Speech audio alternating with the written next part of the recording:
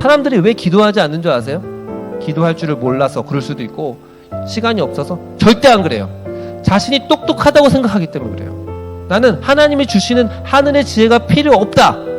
내 계획이 있고 내 생각대로 할 수 있다고 생각하니까 기도하지 않는 겁니다. 나한테 이미 있는 걸 나한테 이미 있는데 왜 달라고 합니까? 내가 이미 지혜롭다고 생각하니까 하나님께 간절하게 구하지 않는 것입니다. 왜 응답이 안 되냐? 지혜랑도 관련이 있어요. 좋은 배우자를 달라고 기도하면요, 하나님이 갑자기 버스 정류장에서 이렇게 비 맞고 있다가 어떤 남자가 우산 씌워. 근데 저는 이 지혜를 이렇게 정의하고 싶어요. 하나님의 관점에서 바라보기. 기도 시리즈로 하나님 말씀을 전하고 있습니다. 오늘 말씀은 어떻게 시작합니까? 너희 중에 누구든지 지혜가 부족하거든 모든 사람에게 후히 주시고 꾸짖지 않으신 하나님께 구하라. 그러면 주시리라 말씀합니다. 그러니까 오늘 본문을 보면 너희 중에 누구든지 지혜가 부족하거든. 그러니까 이 말을 오해할 수도 있습니다. 너희 중에서 지혜가 부족한 그 사람들만 기도해라. 그렇게 해석하면 안 되고요. 지혜는 다 부족합니다. 지혜 있는 사람 있습니까? 나는 지혜가 많으니까 해당 사항이 없네가 아니고요. 이 말씀은 누구든지에 초점이 있어요. 누구든지 지혜를 달라고 기도하라는 것입니다. 초신자든 성숙한 사람이든 모든 사람은 항상 날마다 지혜를 구해야 됩니다. 왜 그럴까요? 우리가 뭐가 없기 때문에 그래요? 지혜가 없기 때문에 그렇습니다. 지혜가 있다고 생각하십니까? 제가 신앙생활 하면서 가장 안타까운 것은 자신이 지혜롭다고 생각하는 것입니다. 성경은 말합니다. 스스로 지혜롭게 여기지 말지어다. 스스로 지혜롭다 하며 스스로 명철하다 하는 자들은 화 있을진저라고 말합니다. 여러분, 스스로 지혜롭다, 스스로 명철하다고 하는 사람들은 화가 있다라고 성경은 말하고 있습니다. 내가 똑똑하다, 나는 성숙했다라고 말하지 말라는 겁니다. 많은 사람들이 자기를 똑똑하다고 여깁니다. 자기만의 계획을 세웁니다. 열심히 그럴듯한 계획을 세우고요. 근데 여러분, 그 계획이 됩니까? 안 되죠? 자신의 계획을 믿는 사람은요, 기도하지 않습니다. 자신의 계획이 완벽한데 이런 사람은 하나님의 필요성을 잘 못 느끼는 거죠. 근데 여러분 잘 생각해 보세요. 여러분의 계획대로 됩니까? 안 됩니다. 그냥 예를 들어서 내가 주말에 뭐 해야지 됩니까? 안 되잖아요. 수백 번 계획, 수천 번 계획을 세워도 그 계획대로 안 된다는 것입니다. 어렸을 때 여러분이 내가 20대가 되면, 30대가 되면, 40대가 되면 계획과 시나리오를 세웠죠? 그거대로 될까요? 안 될까요? 안 되잖아요. 안 됩니다. 많은 사람들이 기도하지 않는 이유는 자기가 지혜롭고 똑똑하다고 생각하기 때문입니다. 잠언서 3장 5절 말씀 보면요, 너는 마음을 다하여 여호와를 신뢰하고 내 명철을 의지하지 말라, 이렇게 말씀하고 있습니다. 많은 사람들이 뭐를 의지해요? 자기 명철을 의지한다는 것입니다. 자기 명철, 자기 생각. 사람이 좋은 대학교 나오거나 또 사람들이 똑똑하다는 말을 많이 들은 사람들은 20, 30대까지는 정말 일이 잘 풀리는 걸 볼 수 있어요. 잘 풀립니다. 좋은 대학교 나와서 또 취업도 잘 되고, 저 사람 좋은 대학교 나왔으니까 또 승진도 빨리 하는 경향이 있는데요. 그런데 40대가 되고 50대가 되면 그때부터 갑자기 무너지고 흔들리는 것을 많이 볼 수 있습니다. 그때는요, 내 마음대로, 내 계획대로, 내 생각대로, 내 이성대로 되지 않는 것을 많이 보게 되는 거죠. 여러분, 착각하면 안 됩니다. 자신이 똑똑하다고 착각하면 안 되는 거예요. PPT 한번 틀어주시겠어요? 제가 몇 가지를 좀 사례를 보여드리려고 하는데요. 여러분, 저 그림, 직선이 어떻게 보여요? 직선이 어떻게 보이죠? 구부러져 보이죠? 근데 구부러진 걸까요? 안 구부러진 걸까요? 안 구부러진 거예요. 원이 있기 때문에 그런 거죠. 또 하나 보십시다.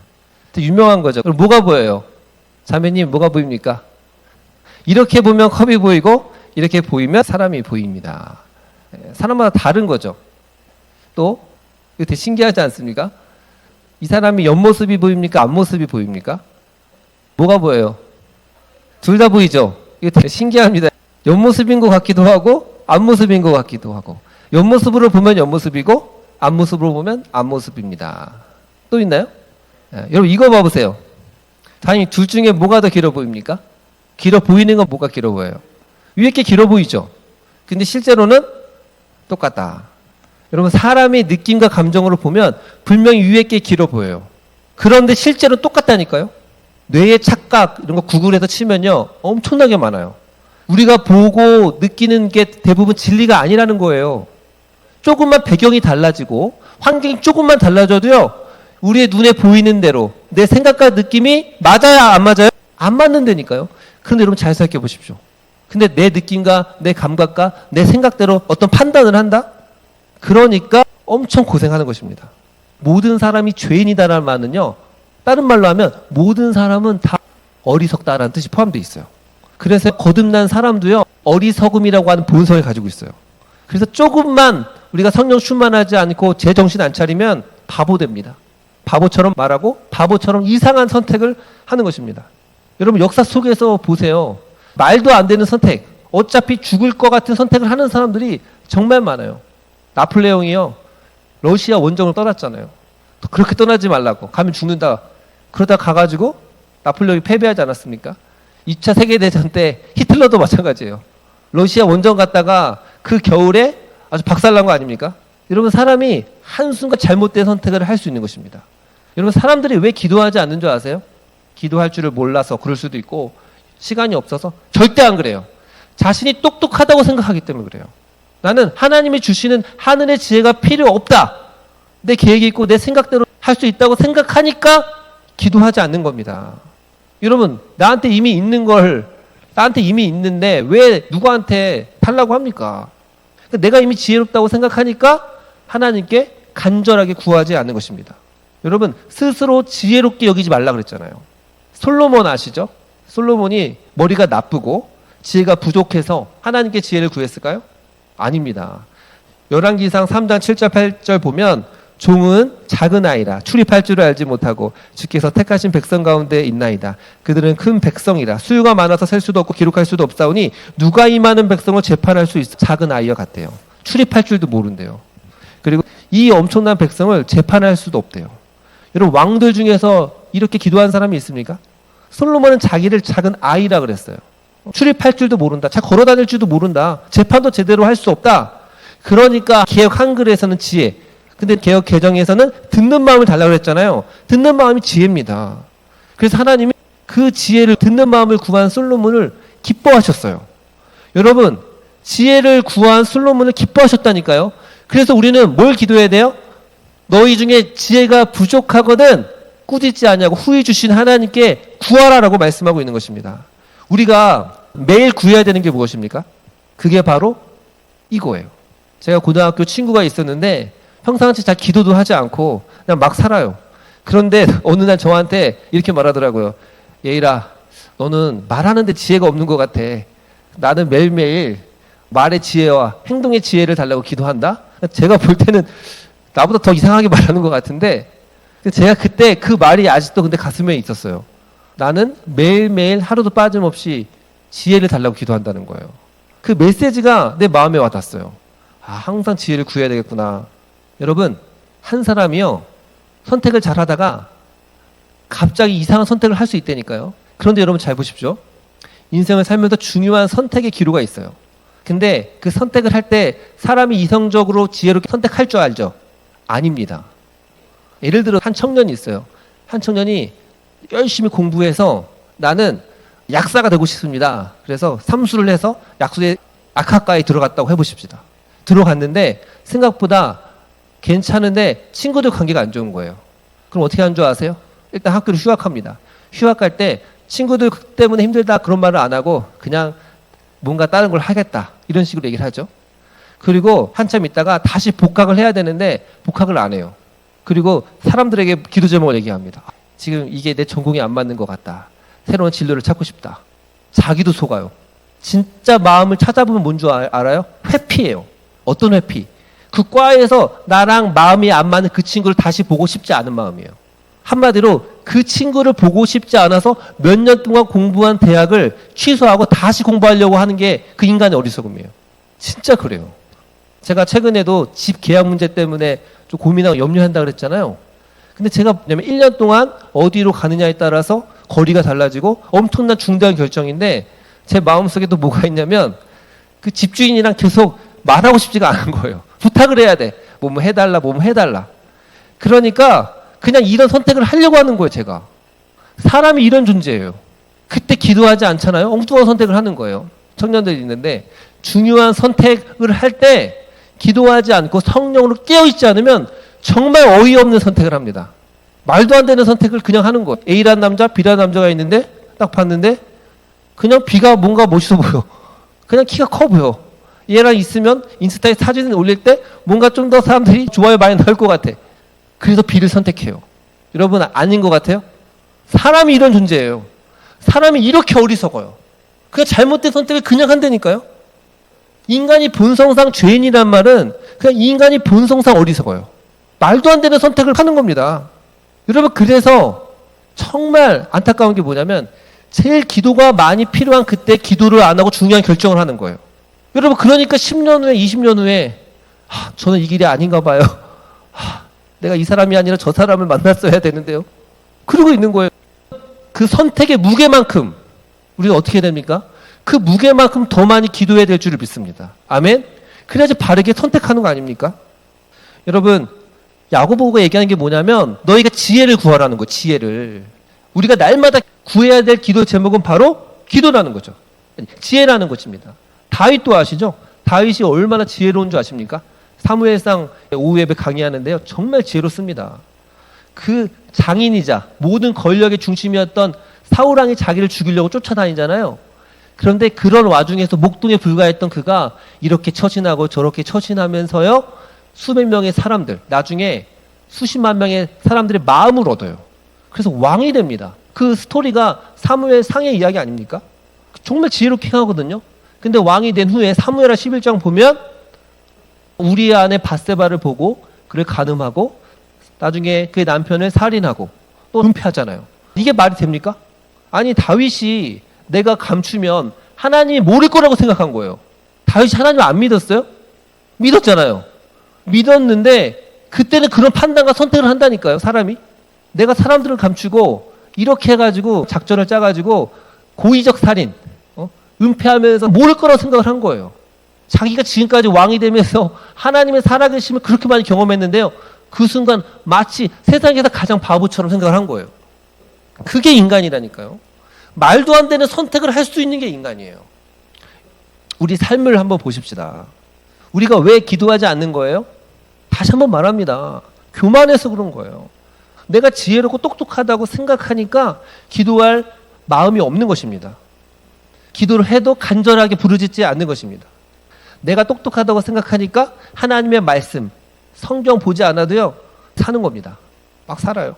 뭔가 자기를 의지하고 자기 명철을 의지하기 때문인 거죠. 사랑하는 여러분, 우리가 날마다 매일매일 구해야 될 것은 무엇입니까? 지혜인 줄 믿습니다. 아멘?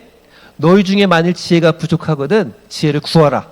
누구든지는 뭐예요? 모든 사람을 말하는 거예요. 아멘? 두 번째, 지혜는 뭘까요?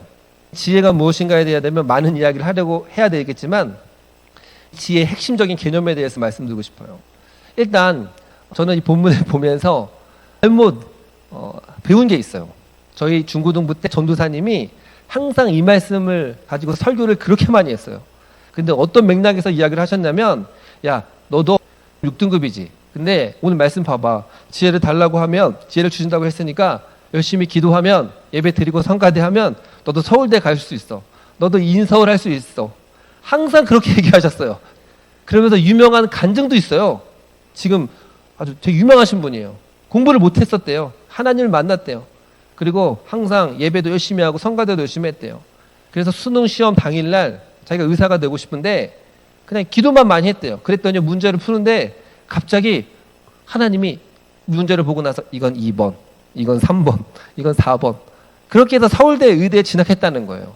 제가 그 전도사님의 설교를 듣고 제가 실험을 한 적이 있어요.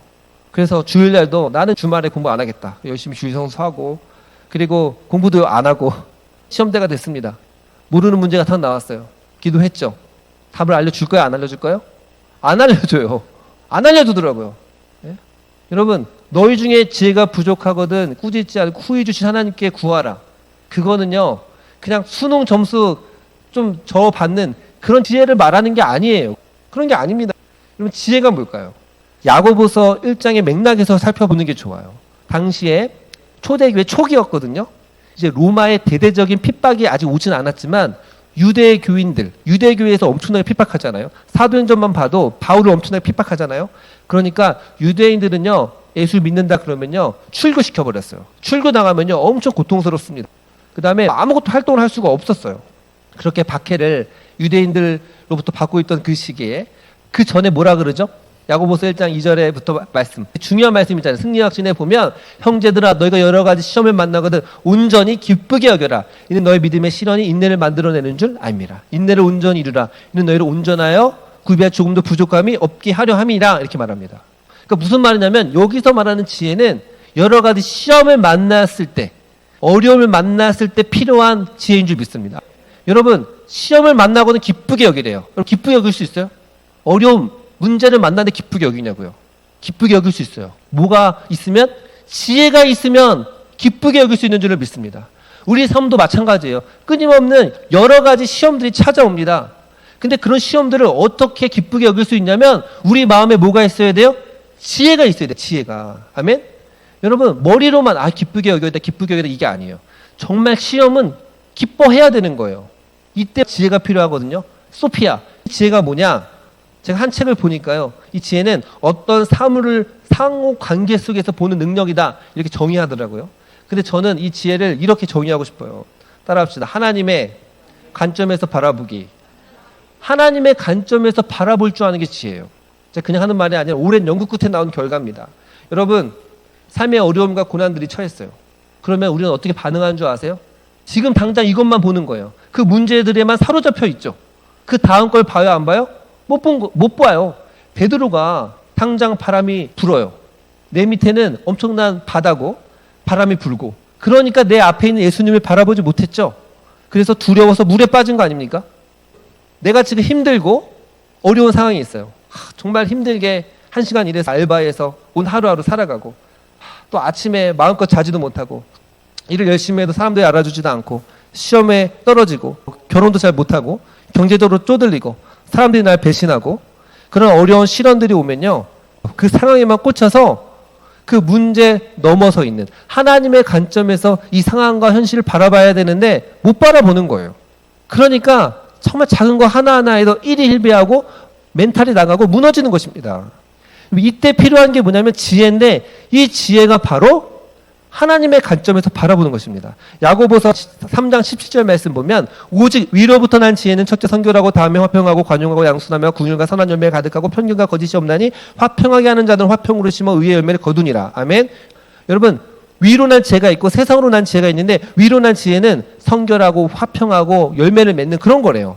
여러 가지 시험 속에서 화평하고 거룩해지려면요 뭐 해야 되는 줄 아세요? 하나님의 관점으로 바라볼 줄 알아야 돼요. 아멘. 하나님의 관점으로 문제를 바라보고요, 하나님의 관점으로 형제 자매 저 사람을 바라봐야 화평할 수 있어요. 그래야 그 사람 품을 수 있어요. 내 관점으로 바라보면 그 사람을 품을 수 없는 것입니다. 여러분 관점이 얼마나 중요한지 영상을 하나 보여드릴 텐데요. 어떤 사람이 막 달려갑니다. 뛰어갑니다.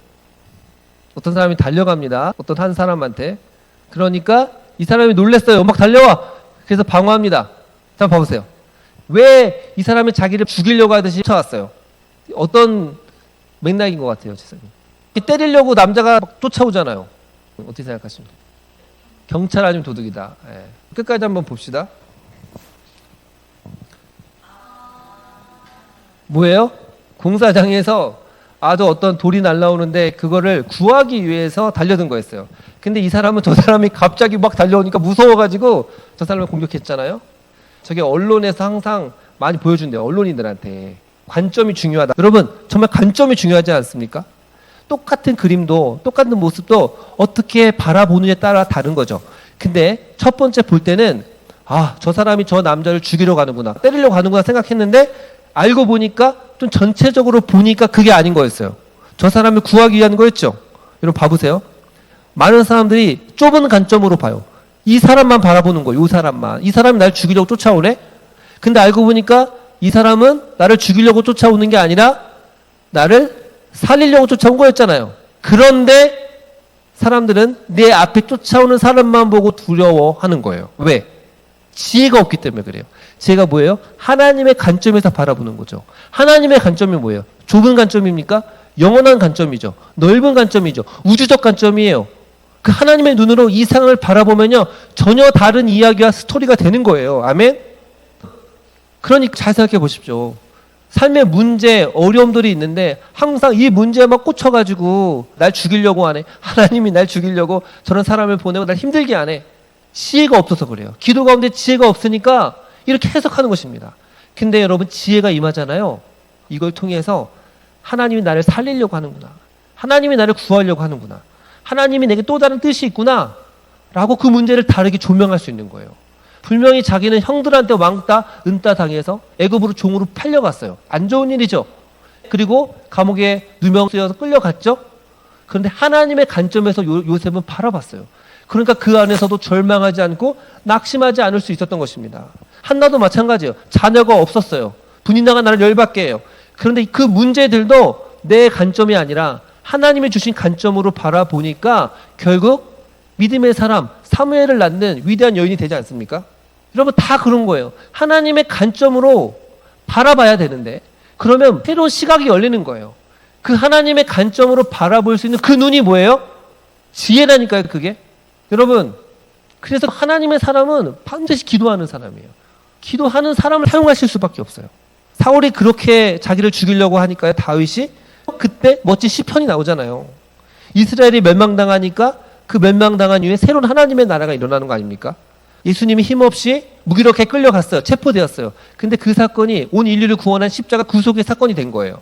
그때 당시는 모르는데 영원한 관점, 하나님의 눈의 시각으로 관점을 바라보니까요, 그 안에 숨겨진 놀라운 축복이 있더라는 것입니다. 아멘. 여러분, 그래야지만 그 전의 말씀, 형제들아 여러 가지 시험을 만나고도 온전히 기쁘게 여길 수 있는 줄 믿습니다. 뭐가 필요해요? 지혜가 필요하다니까. 지혜가. 미워하는 사람 있어요? 그렇지 않느냐, 한 명이라도 미워하는 사람 있으면 안 돼요. 왜 미워하는 줄 아세요? 자기 관점으로만 바라보니까. 그 사람을 자신의 관점, 자기의 좁은 생각으로만 바라보니까 그런 거예요. 사랑이 뭔 줄 아십니까? 사랑은 리스펙이잖아요. 리스펙이 뭐예요? 리가 다시 보다. 스펙트럼 보다 아닙니까? 다시 보는 게 리스펙이에요. 뭘 봐요? 내 눈이 아니라 하나님의 눈으로 그 사람을 다시 보면 존경하게 되는 거 아닙니까? 아멘. 세 번째, 하나님은 주시기를 기뻐하십니다. 너희 중에 지혜가 부족하거든 모든 사람에게 후히 주시고 꾸짖지 아니하시는 하나님께 구하라라고 말합니다. 하나님 어떤 분이에요?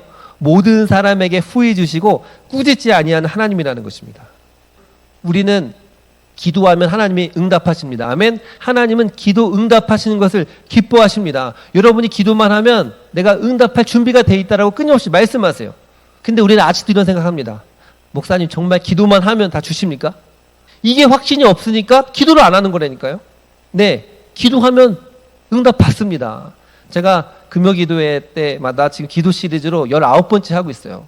심심할 때마다 여러분 꼭 보시고, 제가 기도를 공부하고 또 기도하면서 느낀 거는 진짜 중요한 것 중에 하나가 바로 그거예요. 기도하면 다 응답받는데 응답받는 메커니즘을 모르기 때문이다.